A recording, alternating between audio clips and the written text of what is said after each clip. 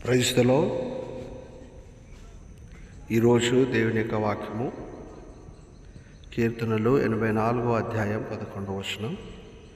యథార్థముగా ప్రవర్తించు వారికి ఆయన ఏ మేలును చేయక మానడు. No good thing will he withhold from them that walk uprightly.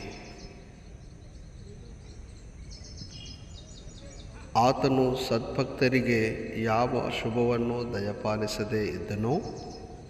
దేవుని సంగమ, యథార్థముగా ప్రవర్తించు వారికి ఆయన ఏ మేలు కూడా చేయక మానడు. నీకు మేలు కలగడం లేదా? నువ్వు యథార్థతను కోల్పోయావు కాబట్టి నీ జీవితంలో మేలు జరగటం లేదు. కాబట్టి యథార్థముగా ప్రవర్తించు. ఖచ్చితంగా దేవుడు నీ జీవితంలో మేలు చేస్తాడు. దేవుడు మేలుతో నిన్ను నింపుతాడు. God bless you.